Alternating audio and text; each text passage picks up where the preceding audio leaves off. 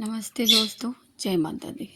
आज हम इस टॉपिक पर बातें करने वाले हैं कि पूजा आराधना से हमें क्या प्राप्ति होती है, क्या फल प्राप्त होते हैं। पूजा तो ऐसी है, माँ की भक्ति ऐसी है कि आप खुद स्वतः नहीं कर पाएंगे। जब तक कि वो आपकी भक्ति लेना नहीं चाहेंगी, आप नहीं कर पाएंगे।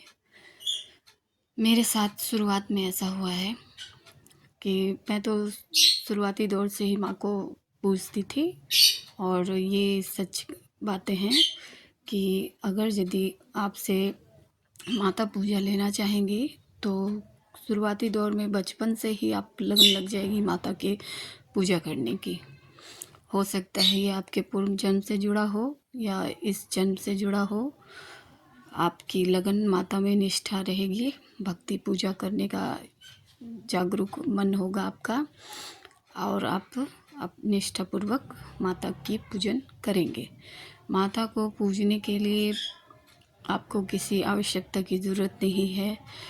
कहते हैं ना कि स्नान आदि करके ही पूजा किया जाता है, वो तो देखिए हम लोग करते ही हैं, ज़रूरी नहीं है। आप अपने मन में भी माँ को बिठाएंगे।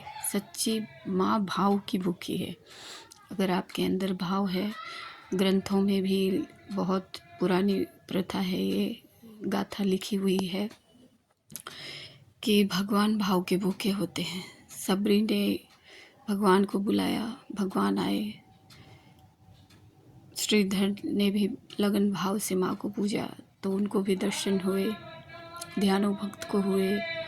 तो माता अपने भक्तों को दर्शन देती है, और जो लगन भावना से माँ को पूजते हैं उन्हें स्वप्न के द्वारा भी दर्शन होते हैं माँ के।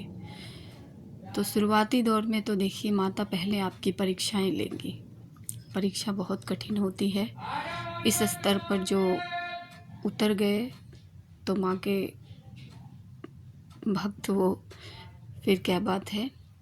फिर तो माता उनकी परीक्षा लेती है बहुत ज़्यादा। हमारी भी परीक्षा हुई है, हमने भी परीक्षाएं दी हैं। बहुत ही कठिन परीक्षा हुई थी।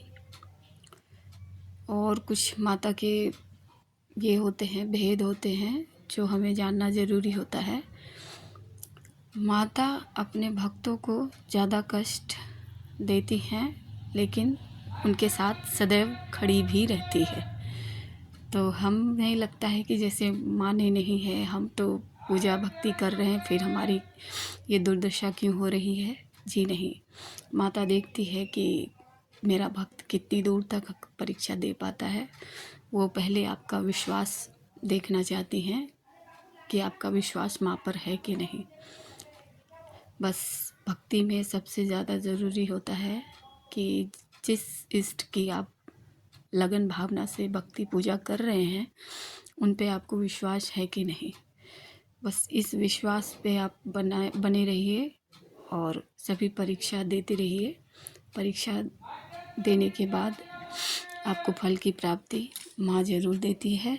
इस विषय में हम अगले टॉपिक पर बातें करते हैं। तब तक के लिए जय माता दी।